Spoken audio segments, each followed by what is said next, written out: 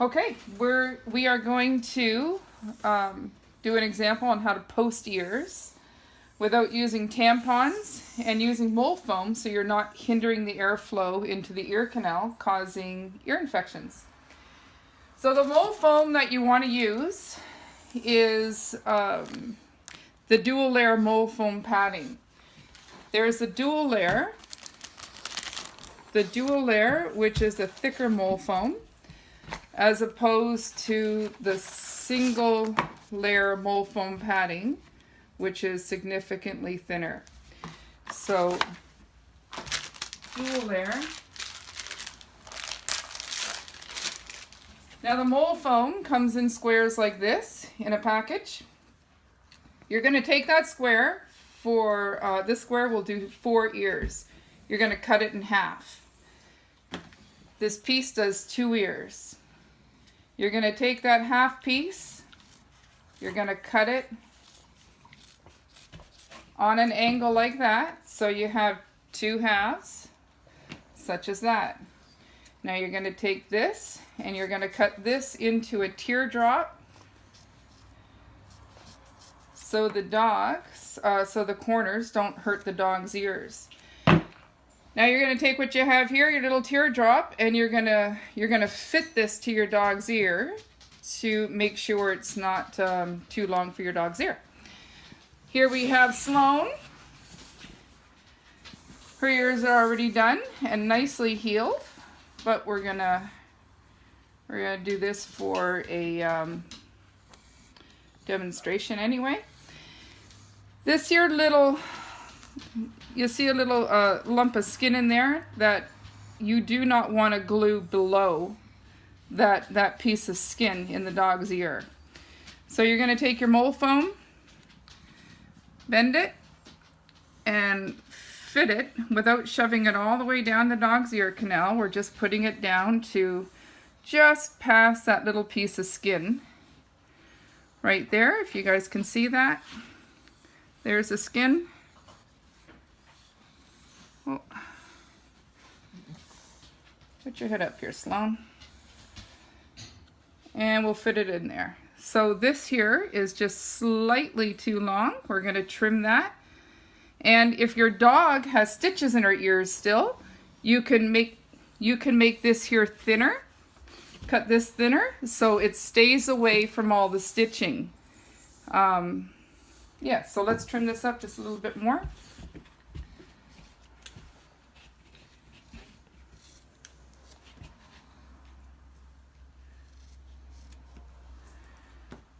Okay, we'll do 2 of those.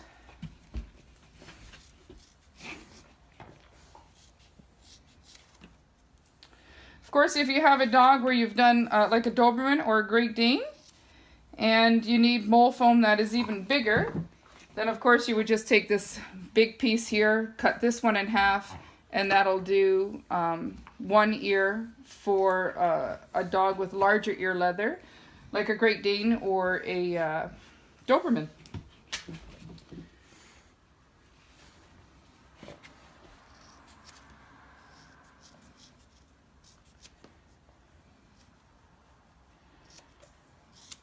All right, so we got our mole foam pieces here. You going down here? So now what we do with our mole foam, because this here isn't going to completely hold up that cartilage really nice and strong, you need a little bit more of a support on that to really help that cartilage form really nice and straight as it's getting harder as the dog grows. So what I like to do, I don't use anything really hard like popsicle sticks, or don't use anything really hard, because if your dog lays down in a bed and rubs its head or whatever, that could poke into your dog's ear, go down your dog's ear canal. You want something that's a little bit more pliable. This isn't what I generally use. I use the what are these things? These are ties. I use the big long one, the really huge long tie, because it's really nice and flexible. It's nice and thick, and it's a really good support to add to your mole foam here. I ran out of my big ties, so unfortunately I am going to have to use these little tiny ties. I'm going to use 3 of them. So I'm going to end up having to take a piece of tape and taping these 3 ties together. If you have the big tie, of course, you don't have to do this. The big tie is good enough just as is, and you'll just cut that big tie down to fit onto your ear mold foam pieces here. So we're going to fit this to the mold foam. We're going to cut it right about here, so it's almost the same length as the mold foam, but not quite. That adds nice support. I have one that's already done up here as well. So now what I also like to do is I like to, hold on, this tape won't let me go. I used to constantly glue these mold foam pieces in with skin bond glue, which you can pick up at any medical supply store. They really don't sell this in your local pharmacy. They sell it at medical supply. Osteobond skin bonding latex adhesive. So what I generally do is I take some of this here and I glue the ear foam, the mold foam, and I glue that to the mold foam. If you don't have the skin bond, no worries. Just put a piece of tape, a nice piece of strong tape onto it, and you'll be good. Here's one that I've already done up with a different color tape though. So we're going to glue those 2 onto it, and then we're going to take tape and we're going to tape over that to really secure that to the mold foam. Don't forget to take off the plastic backing.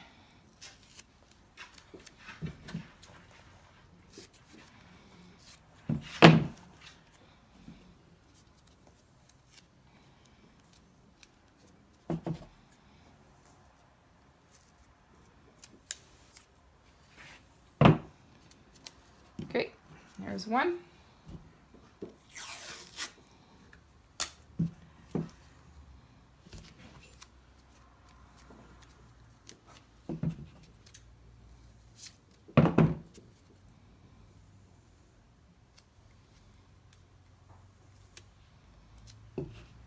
I folded that over.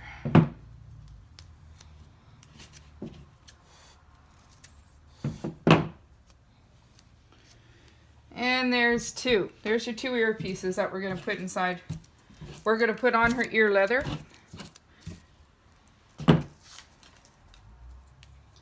So now, I used to use this glue all the time, this Osteobond. But my daughter has introduced me to these great skin bond glue sticks that glue actually instantly.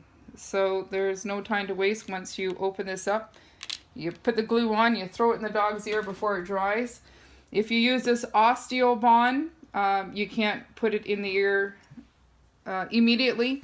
You're first going to put this on the dog's inside. Let's grab this dog again. Come on, Sloan. You're first going to take your Osteobond and you're going to put glue all inside her ear. All inside her ear, not going past that little, that big thing of skin right there. So avoiding the stitching area. You're going to do both ears with this, the Osteobond. You're going to leave it dry until it's tacky. You cannot put your mold foam on if it's not tacky. Let it dry for about 5 minutes, maybe 4. As well, you're going to take the Osteobond, you're going to put it on the back of the mold foam, let that dry upside down like that for about 4 or 5 minutes. Touch it. If it's tacky to the touch, then you're going to give it a little fold, lift this up carefully without, oh, come here, Missy. Sit here. Good girl. You're going to, when it's tacky, both sides, you're going to fold it gently without touching touching it to the ear, to the glue inside the ear, because it'll stick right away. And then you'll just put it slightly like that, and then glue it in and hold it. So, but we're not going to use the Osteobond for gluing this in today. We're going to use this other great product, which is a glue stick. So with these glue sticks, you're going to break the glass that's inside. You're going to spread the glue on here.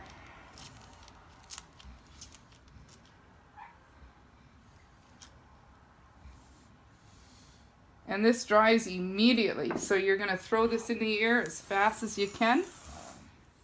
Oh, it's slippery.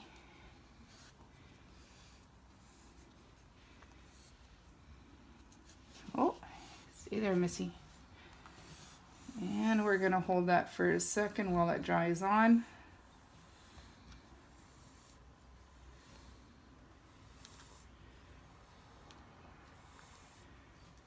Good girl. That's a good girl, Sloan. So your mole foam's going to look like that right now. So let's do the other ear.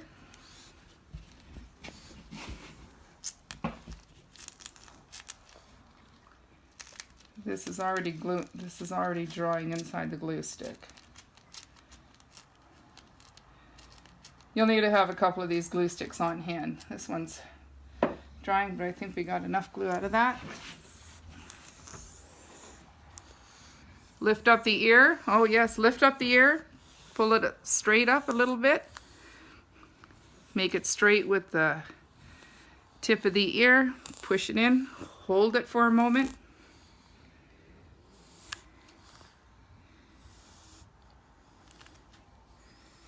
Okay, so now both ears have the support stuck into them. Now that's not going to completely support your dog's ears, well, if they were just done. It'll work. You'll want to leave it like this if your dog has fresh surgery, fresh stitches. If you do this for an older pup who got their ear cropped at around the 12-13 week mark, because your cartilage on a dog that old, a puppy that old, is already hardening. So it's okay to do this to hold that ear cartilage up so it hardens straighter. You don't want to put tape on a pup's ear leather that still has not healed, because if you do that, you're going to infect your dog's ear. So I suggest doing your dog at about 10 weeks old. It takes about 2 weeks for the ear to heal, get the stitches out, or if you had some staples in there like this dog had, she ended up having to get 3 staples because some stitching came out. Get all the stitches removed, the staples removed, then post your dog's ears. So once we got this here far, what we're going to do with a dog that has gotten their ears done just after healing, we're going to support this a little bit more to really get that cartilage to stand straight. We're going to tape. We're going to put a piece of tape on the mole foam, hold the dog's ear up, and make sure when you're taping your dog's ear that you're always taping towards the nose and around. It has to go with the curve of the dog's skin.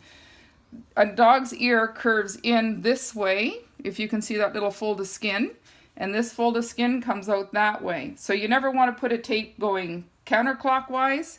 It always has to go clockwise on a dog's head. Hold the ear up straight, stretching out that cartilage a little bit, and make sure that this tape is fairly loose. You don't want to put any pressure on the ear leather. Pressure on the ear leather will prevent blood flow, and your dog can lose its ear. So it doesn't have to be tight. Nice and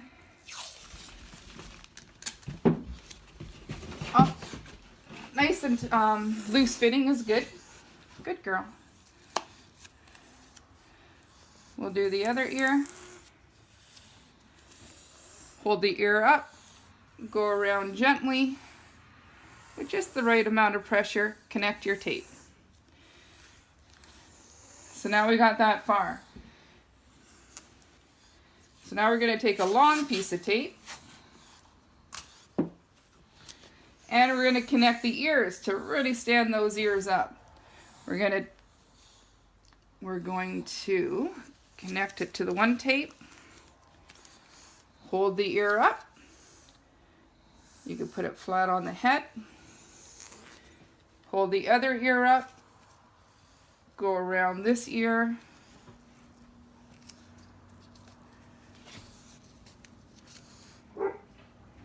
go back on the head, hold the ear up, go around this ear, and connect your tape. So your end result is two ears that are standing really nice and straight, and your cartilage will form perfectly straight and hold your dog's ears. The mole foam will likely stay on your dog's ear, stay glued to your dog's ear, even when this tape comes off in a couple days, for about a week or two. The oils that your dog releases from its skin will just naturally release the glue. And if you do need to take them out sooner for whatever reason, you can take some olive oil or vegetable oil. So really important, you don't put this tape holding the ears together too tight and get the ears closer like this, because what you're doing is you're breaking that cartilage over the dog's head. And if the cartilage forms like that because you have it too tight and you have the ears like this, when you take the tape off or the tape comes off, your cartilage is going to form so the dog's ears are flopping on top of its head instead of nice and straight. That's it. That's how you tape a dog's ears. The ear canals, there's always airflow into the ear canals. No use for tampons, which is really invasive, causes ear infections. And that's it. Here you go.